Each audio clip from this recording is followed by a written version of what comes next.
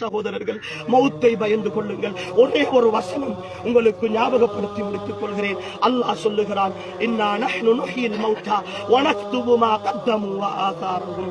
நாங்கள் தான் மரணித்தவர்களை எழுப்பச் செய்கிறோம், அவர்கள் செய்தவற்றையும் அவர்கள் விட்டு சென்றவற்றையும் நாங்கள் எழுதி வைப்போம் என்று அல்லாஹ் சொல்லுகிறார்.